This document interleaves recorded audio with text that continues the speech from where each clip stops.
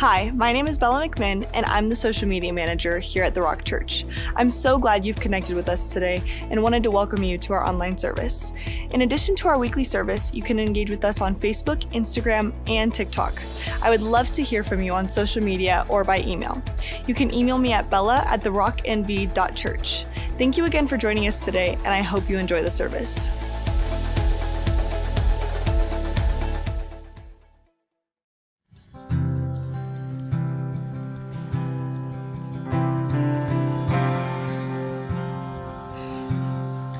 Christ is my firm foundation, the rock on which I stand when everything around me is shaking. I've never been more glad that I put my faith in Jesus, 'cause He's never let me down. He's faithful through generations, so why would He fail now? He won't. He won't. I've still got joy in chaos.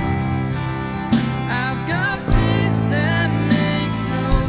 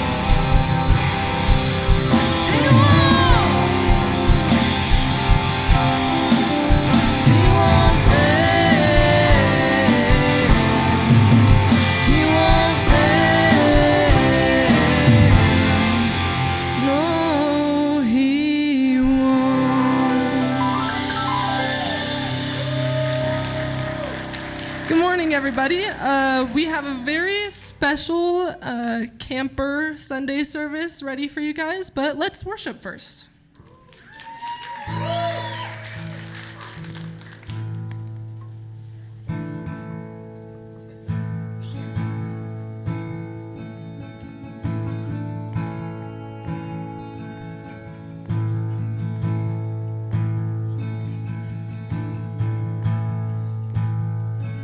I love you, Lord. Oh, your mercy never fails me. And in all my days, I've been held in your hands. From the moment that I wake up until I lay my head, oh, I will sing of the goodness of God.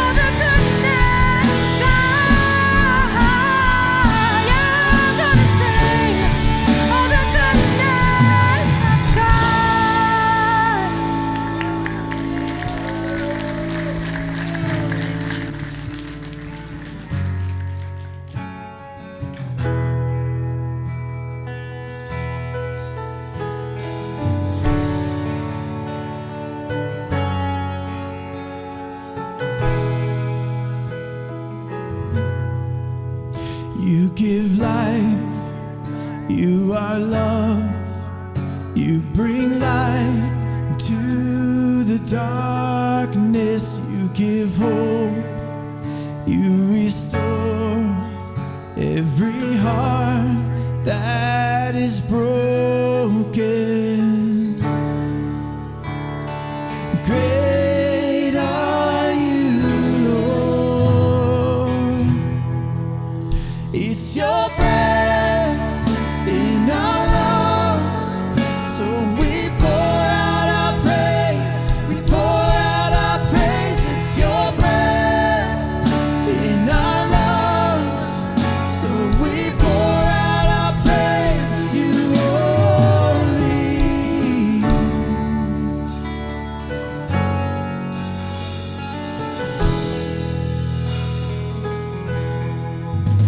You give life, you are love, you bring light to the darkness, you give hope, you restore every heart that is broken. And great are you, Lord. Yes, it's your breath in our lungs, so we pour out our praise.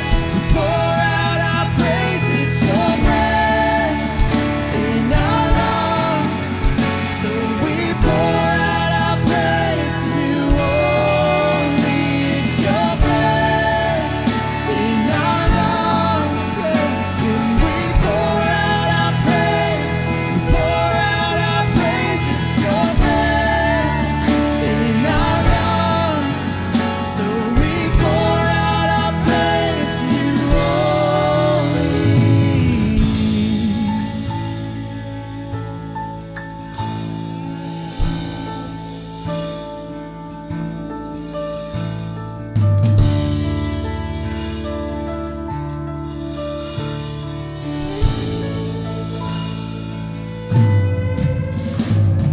And all the earth will shout your praise. Our hearts will cry, these bones will sing. Great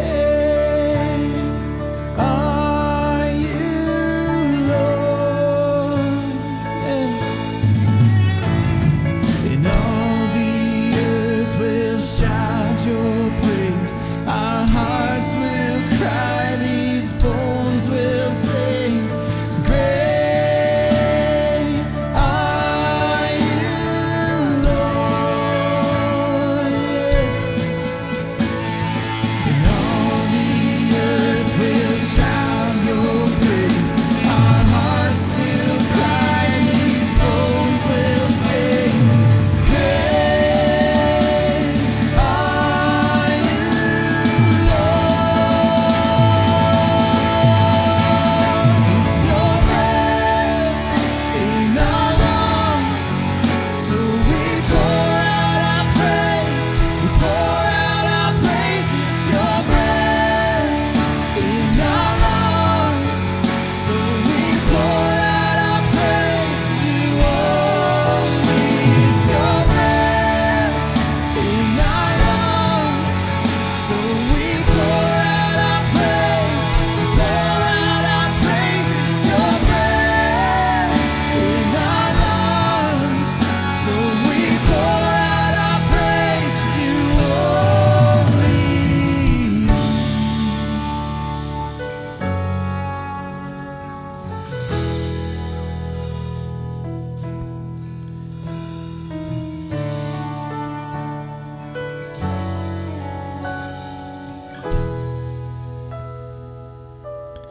God, we just thank you. We thank you for your goodness in our lives. We thank you for this time together in worship. We thank you for our entire being, everything about us. You are so great. We love you. It's in the name of your son, Jesus. Amen. What an honor it is to worship with you guys. I've got a young crew with me this morning. This is Chloe over here. This is Serena. I've got Charlie back there on the drums. I'm going to skip over Tom for just a second. That's Tom right there. And this is Alex. Alex's first time with us. Alex is the youngest member of this crew this morning. But what a great job they did. Thank you guys so much. Please be seated. And lastly, I just want to share with you an event that's coming up on August 15th. We've had the honor to be able to perform some of these songs and some others at something called Faith Night at the Reno Aces Ballpark.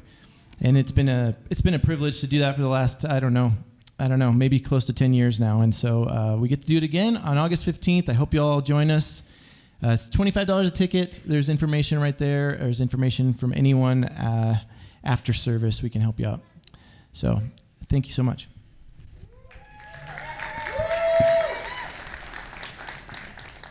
All right. Welcome to Camp Sunday. Who's pumped?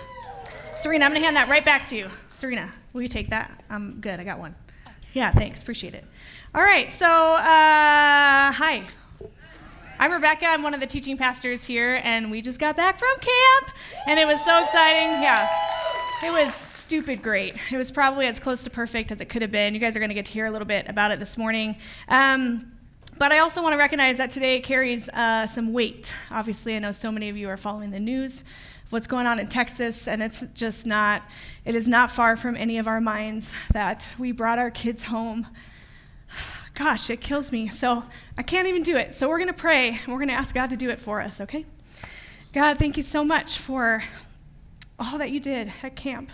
We're here to celebrate those things. We want to honor the work that you did and bringing healing and joy and goodness. And God, I'm shaking over the grief and the pain that so many are experiencing through these floodwaters in Texas. And so, God, in this moment, I ask that you comfort every parent and every family member that is grieving. Just, God, I know that you have peace that surpasses all understanding, and I'm asking that you'd move. I'm asking that every child that is missing would be found. It's in your power to do so, and God, we intercede. We're going to pray without ceasing, and we're going to ask that you move. And as we celebrate what you've done in the lives of our students here this morning, God, would you fill this place with joy, and would you teach us what it looks like to hold space for the tension of holding both sorrow and grief and joy and celebration in one place. God, we love you. We have clear understanding of the way that you love us, and so we're asking that you move and you breathe your kindness over those in Texas. Would you burden us continually to pray for them? Gosh, we're so mindful of them this morning. It's in Jesus' name we pray. Amen. All right, so here's the deal. I'm just up here crying my eyeballs out. We're going to pull it together, okay? Because we're going to figure out how to live in this tension of joy and sorrow this morning. Hey, we've been journeying through our summer parable series, but we thought we'd just take a break, and we wanted to pause and give attention to our student ministry for a few reasons, not just because we went to camp and had this amazing experience, but we also want to give voice to the students in our church.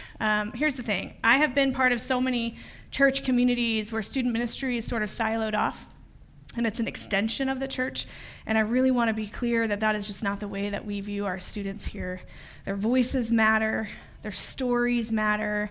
Man, I got to tell you, I got to spend the weekend with them, and we talked as leaders a lot, and all we did was talk about how great these students are.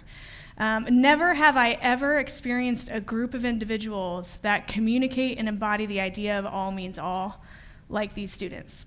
They are inclusive. They love beautifully well. There was no drama. I mean, a little. They were so encouraging. It was every meal somebody would stand up and, hey, do you need that? Do you need something? Can I get you? Did somebody else forget a napkin? This kind of thing. And we just watched it modeled in such beautiful ways. Honestly, I could talk for 48 minutes just on how beautiful they are. When it came to their spiritual depth, their honesty, their curiosity, I think students are so bold, they do not care. They are going to ask you the question. And it's so refreshing because they deal with the hard things that I think as we get older, as adults, we kind of avoid We kind of, there's not an answer for that, so we're not going to ask the question. But these students asked the questions, and I loved it. It was rich, it was beautiful, it was great.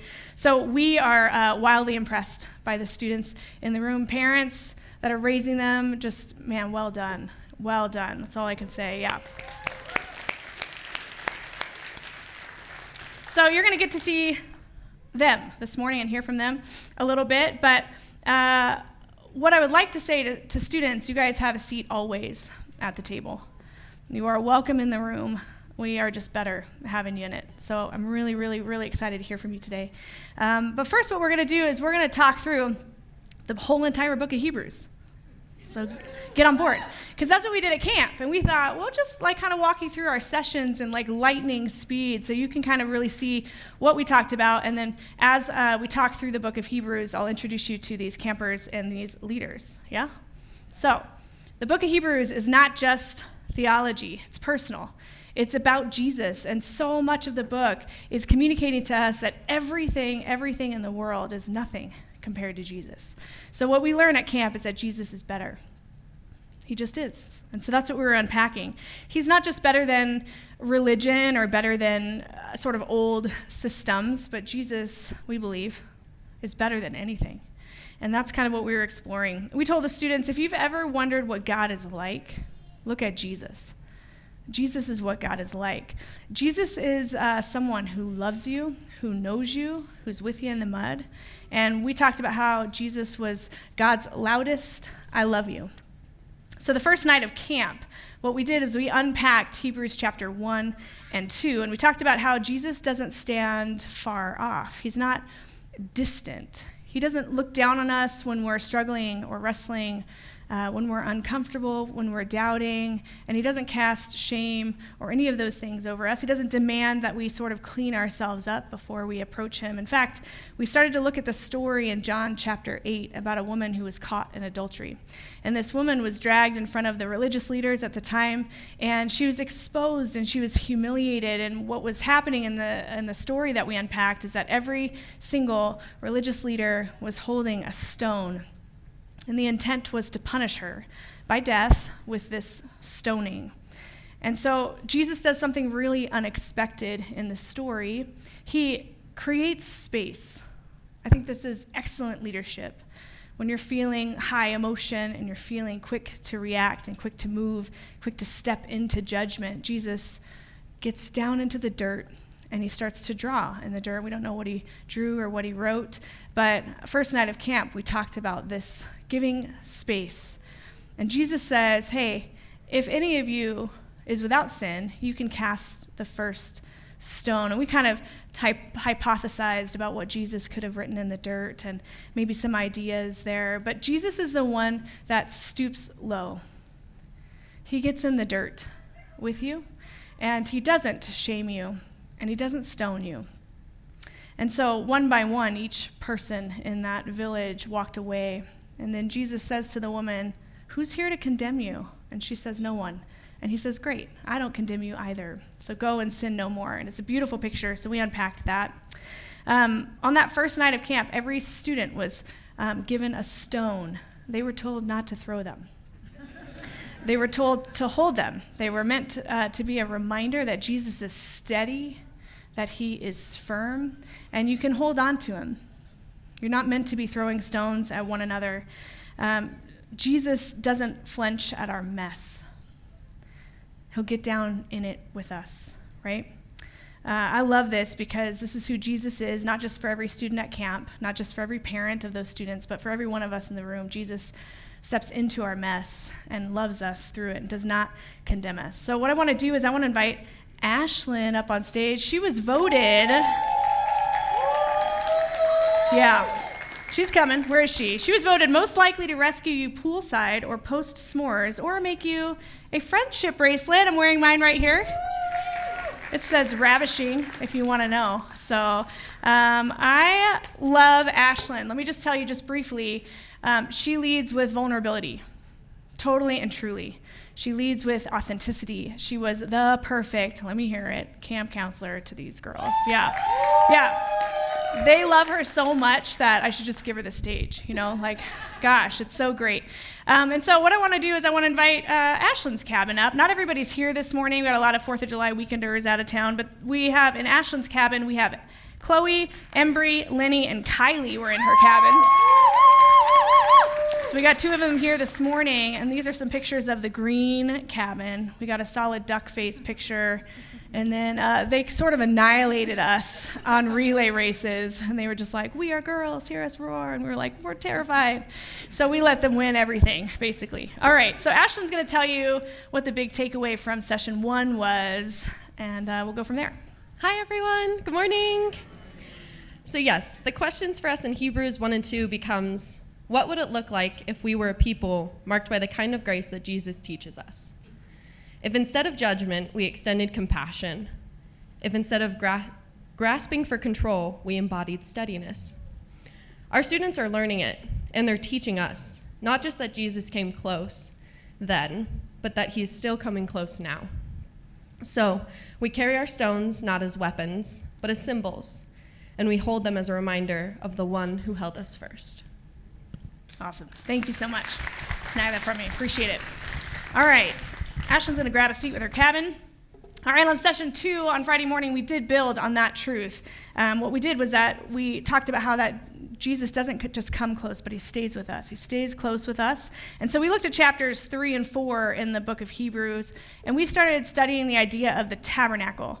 And the tabernacle is the place that God's presence dwells. And this idea of God pitching a tent in the middle of the wilderness to be present with his people. We talked through the history of the tabernacle and why it was important.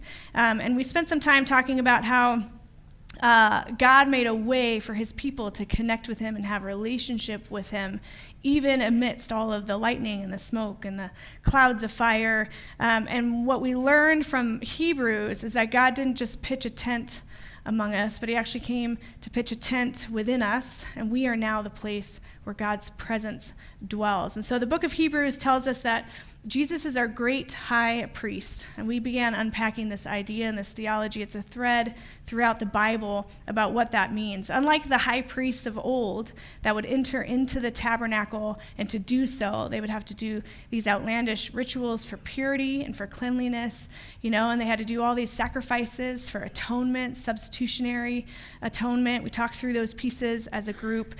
Jesus enters in once and for all.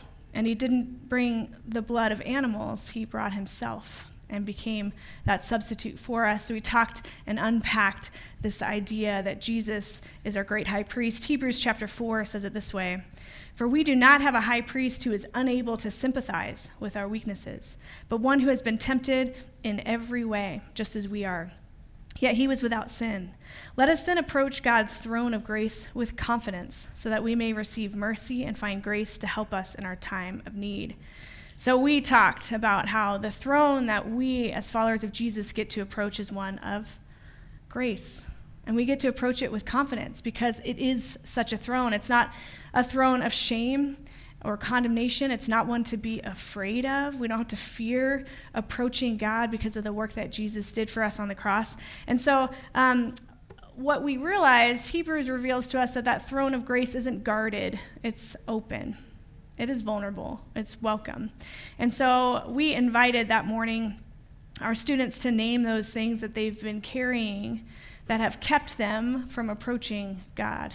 Whether that is their those things that are weighing them down, their anxieties, their fears, their concerns about what others think. That was a big part of our discussions.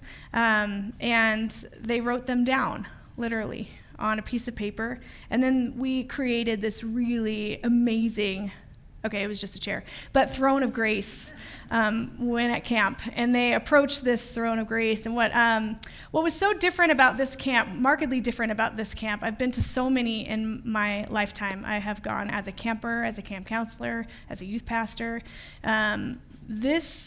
We worked very diligently to create space for these students to interact with just God. And so these were things that were private. They did not share them with anyone. They were just between them and God. And so I really loved the sort of the intimacy that students were able to develop with their relationship with God through these sort of tangible acts that they did at each session. And so they walked towards a throne and they put that down, they laid that down at the throne of grace, recognizing who it is that welcomes them. So what I'd like to do now is I'd like to invite Jesse up on stage. Jesse was voted most likely to launch a football and 12 campers into the deep end of the pool and also trash talk you to the ground. Man, we played capture the flag in the dark with these like glow sticks and stuff. Glow in the dark? What am I trying to say here? I really don't know what the word is, but it was not either of those things. Anyway, that's what we were playing the first night, and Anna and I were refereeing, so we're standing on the sidelines. And Jesse had the best church camp trash talk. It was so entertaining. I was just like, I'm just going to hang out with Jesse the whole time. He just like would walk the line and look these guys in the eye and say some stuff. And it was wholesome and it was clean. And it was like, dang, that was a burn. So Jesse is our poet laureate, Reno's poet laureate. And so he's a wordsmith and he utilized that very well during that game. So if you were in Jesse's cabin, you were in the orange cabin. Why don't you guys make your way up? The orange cabin was under construction during their weekend at camp, and so they had construction vests and cones, and it was a good time. And we have Donovan, Jake, and Isaac coming up on stage, and I'm going to have Jesse tell us what our takeaway was on session 2. For us, the question became wonder. What would it look like if we could approach God with confidence every day? If we approach God not out of duty, but with confidence? If we saw our weakness not as a disqualification, but as the exact place where Jesus meets us? Our students are learning to bring their full selves into the presence of God, not cleaned up versions, but their real burdens and real hopes. And they are reminding us we don't have to carry things alone. We don't have to hide in shame. There is mercy. There is grace. There is a throne. And the invitation still stands to come close. Thank you so much. All right. Second night of camp. You guys feel like you were there, don't you? Okay, session 3, we dove into chapters 6 and 7 in Hebrews, and we were introduced to this strange and beautiful character named Melchizedek. And he's an interesting guy. He just sort of shows up out of nowhere in the book of Genesis. No backstory, no genealogy. He's there for like a verse or two. He blesses Abraham. He brings some wine and some bread, the first time that those elements show up in Scripture, and then he disappears. That's kind of it. Like, there you guys. You guys know the whole story of yeah, I can't say it. You guys know what I'm talking about. So Hebrews 7 picks up the thread of this guy and starts moving us through this idea that he functioned as a signpost of one who was to come. And the one who was to come was Jesus, right? Unlike every priest before him, Jesus did not inherit the role of priest through a family lineage. He was, he didn't follow these traditions, right? He sort of fulfilled all of the pieces that these priests were working to create. So Jesus becomes the bridge, not just between God and humanity, but between heaven and earth, between justice and mercy, between joy and sorrow. Jesus holds the tension so well. It says this in Hebrews chapter 7. Therefore, he is able to save completely those who come to God through him, because he always lives to intercede for them. We spent time thinking about this idea of Jesus interceding for us, that Jesus is praying for us. I don't know if you guys know that, but that humbles me. And it really just sobers me so much when I spend time thinking about the idea that right now, not past tense, but right now, Jesus is interceding for us. He's our advocate. He is our friend. We talked about how he is our forever priest and the good news of that. We reminded students that when they feel alone, Jesus is not indifferent to that. When they don't know how to pray, Jesus is praying for them. When they're unsure about how to move forward, Jesus is already preparing the way. He's already at the Father's side, lifting up their name, interceding on their behalf. And Hebrews teaches us that Jesus is not just a sacrifice who made the way, but he is actually the one who stays with us on this pathway as we move into faith. And then we ended up taking communion with a little Cheez-It Jesus and some, what was it, blueberry acai something? Again, when in camp, we had to get creative, but Cheez-It Jesus was a good time. Am I right? Yeah, we might not ever go back. It was good times. And it was like 6 billion degrees in this little chapel that we were in, so I don't know how holy of the moment it was, but we were just trying to survive, and it was a good time, good memory. So I want to invite Amanda up here.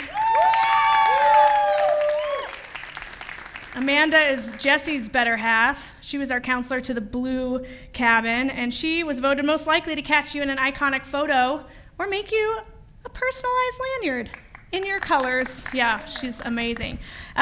If you are in the blue cabin, this is your moment. We've got Kendall and Sophie coming on up. Whoop, whoop.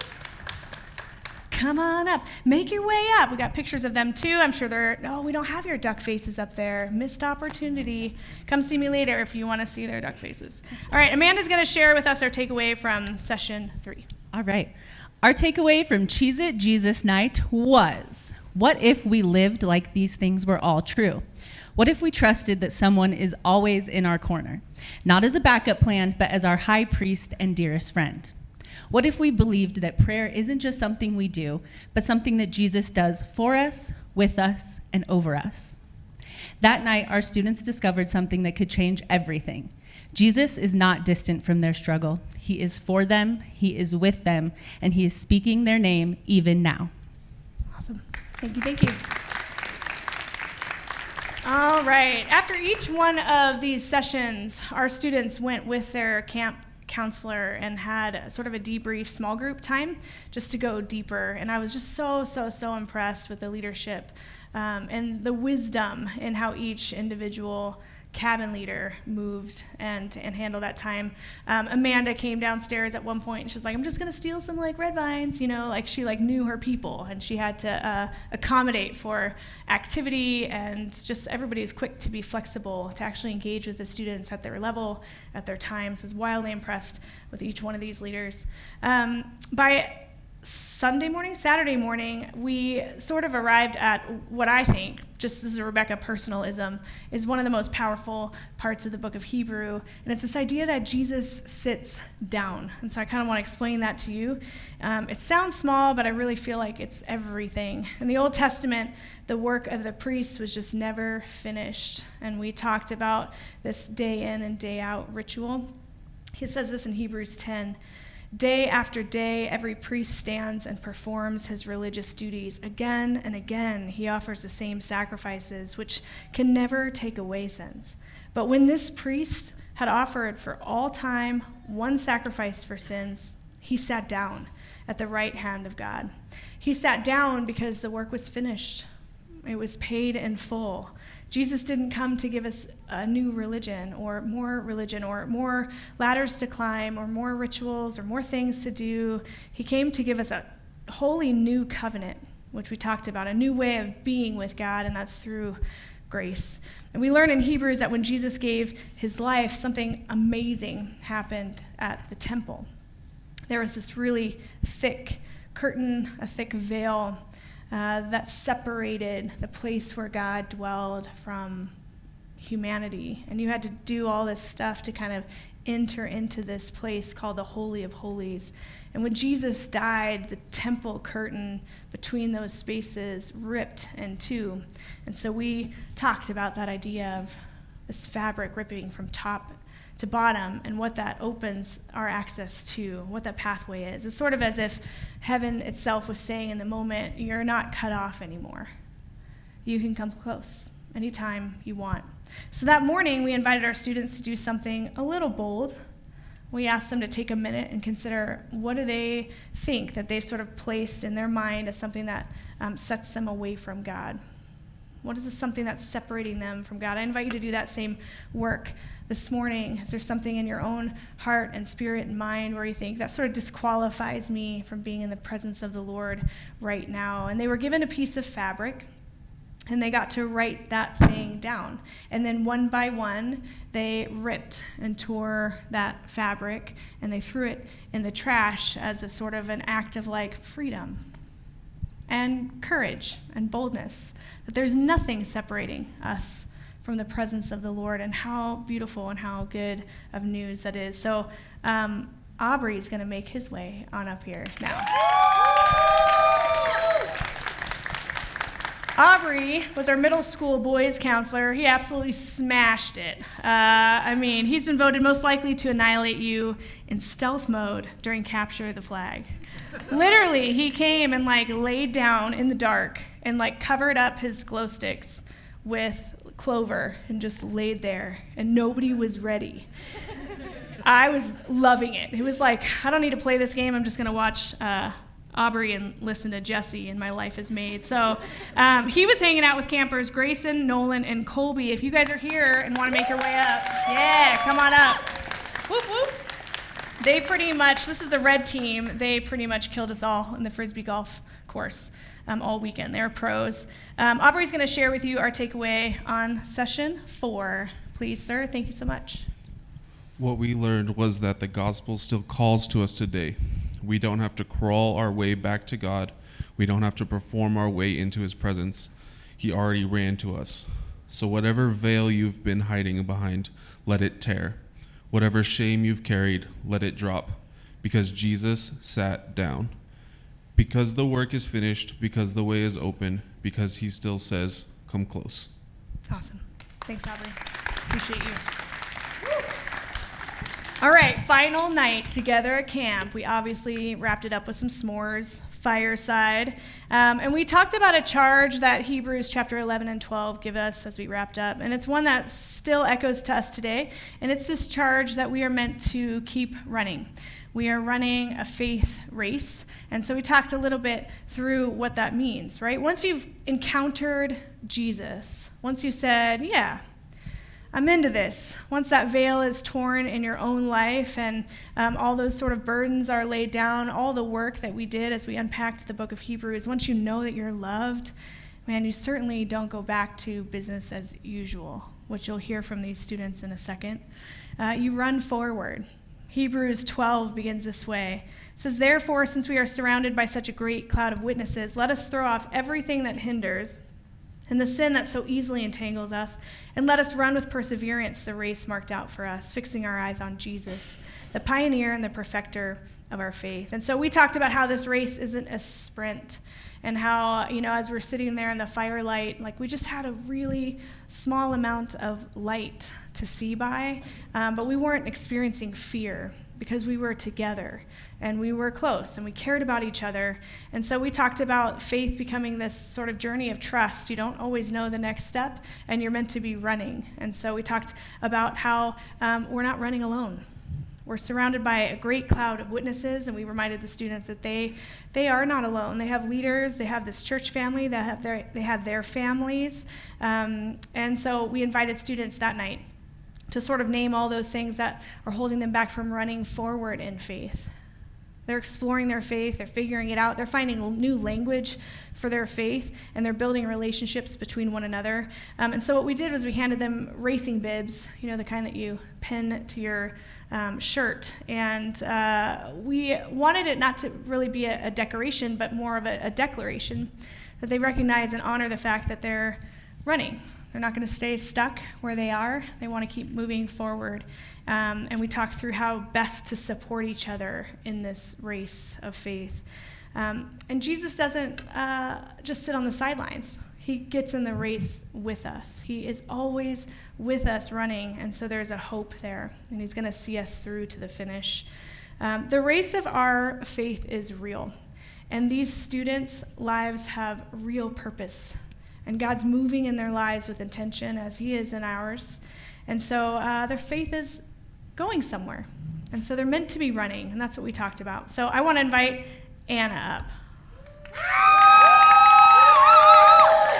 Anna was our camp director, so along with myself, she and I were not responsible for small groups or cabins. And she was voted most likely to herd the cats and coordinate the chaos with a glow stick in hand. What am I doing up there? Most likely, yeah, that's true. You guys, the mosquitoes really love me. They really do. Okay. Although Anna did not lead a cabin, her husband, Tyler, did, and he couldn't be with us this morning. So we're going to give a quick moment to shout out Tyler. Yeah. Tyler was voted most likely to injure you during A Quiet Place, which was a game they played when we were supposed to be quiet, and also get kicked in the face. Yeah. Because he was like hiding under a bunk bed, it's like lights out, and Embry just went for it. Yeah, so that was a moment. Anyway, he survived. He's all right, thanks to Ashlyn and our camp medical director. And I want to say this about Tyler. Tyler has one of those hearts that truly astounds me. He sees students that nobody else is seeing. He has a heart that's pretty unmatched when it comes to caring for those that are on the outside. He has a masterful way at seeing them, speaking to them, and bringing them in. And I will say that Tyler outdoes everybody in pouring honor out on everyone else. So I was really moved by his presence. What an encouragement. And so, Anna, I'm going to, actually, let's get these guys up here. His cabin, Tyler's cabin, KB. We got KB, Sam, and Hunter in his cabin. And yeah, these guys. What do we say about these guys? They were a good time. All right, Anna's going to tell us our takeaway on that last session. All right. This isn't just a message for students. It's a message for all of us who feel weary. All of us who've stumbled. All of us who've been walking in circles. The invitation still stands. Throw it off. Lace up. Fix your eyes on Jesus. He's the author of your faith, and he's not finished writing. He's the protector of your faith, and he knows how to carry it through. So let's not just celebrate what God did at youth camp. Let's join the race, because Jesus didn't just start something in our students, he started something in us. And by his Spirit, he will carry it to completion. Awesome. Thanks, Anna. I know a lot of you know Anna. Anna's on staff here at The Rock, but you don't know Anna until you know her on like a camp field. She was a pro. I mean, she did an amazing job leading these students through stupid fun. She did it with just masterful organization skills, and it was awesome. She pivoted, she's flexible, so it was fun to see her in her element of like leading these students and just pure pandemonium, and it was a great time. So Anna, thank you so much for, where'd you go? All that you did. I appreciate it. Okay, so you guys are now educated on the entire book of Hebrews. Yeah? Everybody pumped? Yeah, it's a good book. And I really do, as I kind of wrap up here, and we're going to move to just hearing from a couple students, I want to just give a huge shout out to these camp counselors, because I want you to hear me in the why. They just gave. They were just generous in all the ways that you need to be generous in caring for students. They were generous with their time and their energy and their prayers, and just stayed in the game. Anna and I kept having these like little respites and breaks to like recover, because they would all be in small groups, and so we'd be setting up field races and whatever we were doing next, but these leaders just kept staying in the game and going deeper and being more intentional with these students. And so they created a safety and emotional space for these students to process. And so I just want to say thank you, you guys, for your leaders. Amazing. All right, we are going to play a quick video with some pictures from camp so you can kind of see that we had zero fun, and then we're going to hear from a couple of our students. Okay, so enjoy this video.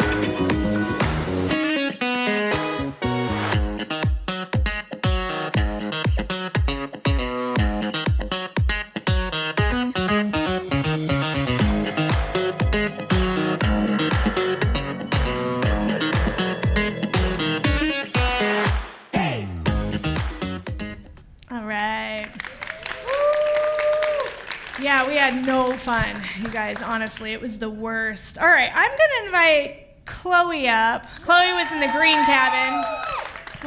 Welcome. Chloe was voted most likely to say anything, okay? Most likely to say anything. She had our camp speaker and kept us enlivened with music the whole time.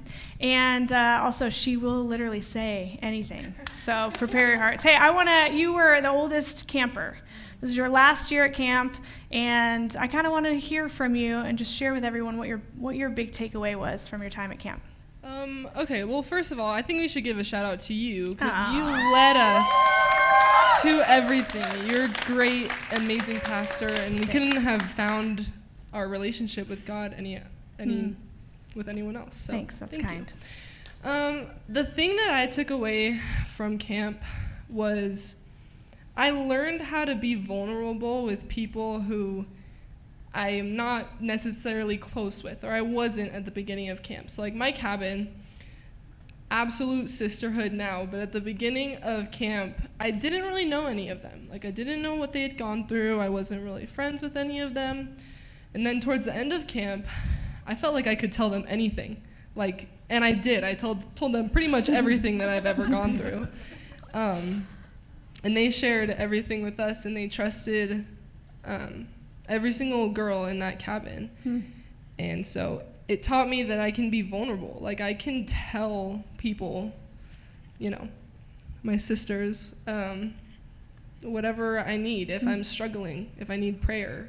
And I don't have to be scared. I don't have to be ashamed. So that's what I took away. Yeah, that's huge. And you just showed vulnerability, so thank you for sharing. I appreciate you. Awesome. That's rad. All right, Sam was in the yellow cabin. He's going to come up here. Come on up. He was voted most likely to take a nap while tanning and get a sunburn. That was real talk. I did get sunburned. Yeah, what was your most fun part of camp? What did you enjoy the most about it? My favorite part of camp was definitely we had a fun water war. They showed a few pictures and videos of that. That was pretty fun. Yeah. We had scheduled activities, and then after, they just kind of let us go wild and spray each other, dunk each other. And us. That was cool. Yeah, that was fun. I remember. Yeah, it was a good time. What did you learn at camp? What's a takeaway that you learned? During our small group time, Tyler brought up this really good point, and it was God isn't just sitting up in heaven with a microphone saying how much he loves us. He actually sent Jesus down to prove to us how much he loves us. All right, snaps for Tyler, teaching you something cool. Thanks, Sam. Appreciate you. All right, I'm going to invite Miss Kendall up here. She's most likely to start a prank war because she did. We're real proud of that prank war. Oh, come on. You had no doubt that's where we were headed with that one. All right, Kendall, why don't you tell me what you want to share with this church family about your takeaway from camp? My takeaway was that it's okay. It's okay to not worry about what people think about you, and we could just act ourselves at camp and not worry that we're gonna be judged or people would stop talking to us for certain things. Good. Yeah, that's actually something that you put on display so well. You were your authentic self the whole time. Kendall was the one that so impressed me one mealtime where she stood up and said, I'm going to go get a napkin. Does anyone else need a napkin? And then we just watched her take 98 trips inside because every time she came back out, somebody else needed a napkin. She's like, I got you. I'll handle it. So such a servant heart, and I'm so glad that you were at camp. Yeah, thanks for sharing with us. All right, last but not least is Donovan. Donovan was in the orange cabin. Donovan, you were voted most likely to help a friend in need. That is who you are. It's been really fun to get to know you. So I would love to hear from you what your takeaway from camp was. Personally, my takeaway from camp was getting closer to God through worship and small group time and chapel, and getting closer to everyone else who went to camp. Yeah, hey, let me just say this. You're a good friend. You were so kind to every single person, and you included everyone that needed to be included, and all of us leaders just were so impressed by your friendship. So, yeah, thank you so much. Glad you were there. All right, what we're going to do now is we're going to close in some worship. We're going to close with a song that became our camp favorite, because you don't go to camp and not come up with hand motions. So we're going to teach you the hand motions that we created on the first night of camp to House of the Lord. And so prepare your hearts. These students can get a little loud. And if you want to mimic back, go for it. I'm learning them with you because I was playing guitar the whole weekend, and I've never done them either. So we're going to close with worship. If you want to stand with us, we'll close with House of the Lord. All right.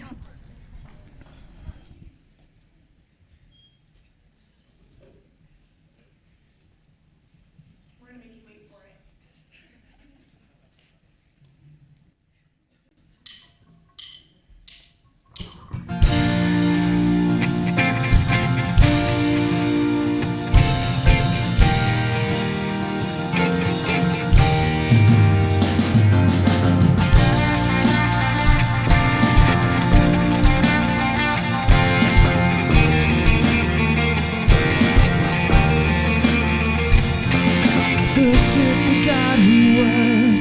We worship the God who is. We worship the God who evermore will be.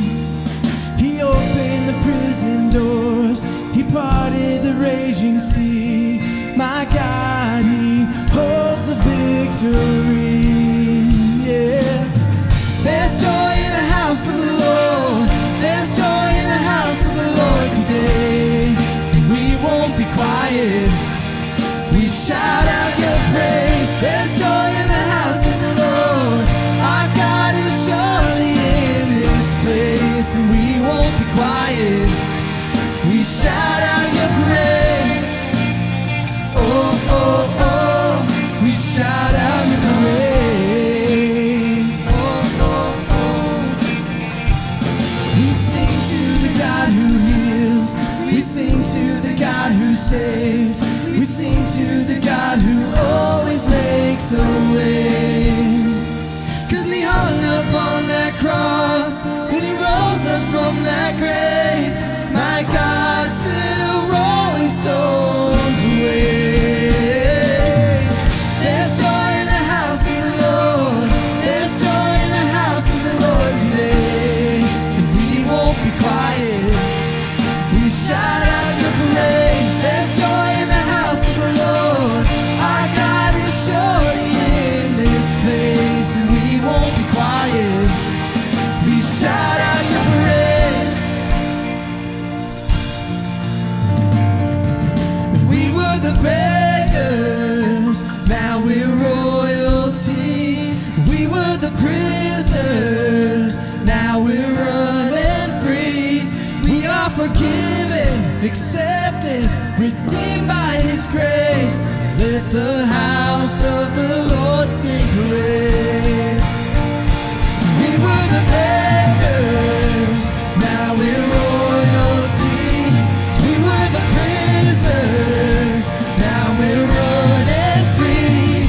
We are forgiven, accepted, redeemed by His grace. Let the house of the Lord sing praise. There's joy in the house of the Lord. There's joy in the house of the Lord today. And we won't be quiet. We shout out your praise. There's joy in the house of the Lord. Our God is surely in this place, and we won't be quiet. We shout out your praise. There's joy in the house of the Lord. There's joy in the house of the Lord today, and we won't be quiet. We shout out your praise. There's joy in the house of the Lord. Our God is surely in this place, and we won't be quiet. We shout out your praise. Oh, oh, oh. We shout out your praise. Oh, oh, oh. Yeah. Oh, oh, oh. Oh, oh, oh. There is joy in this house today. Oh, oh,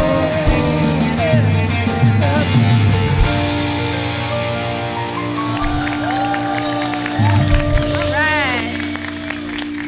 You guys are going to have to lead worship all the time now. Just prepare your hearts.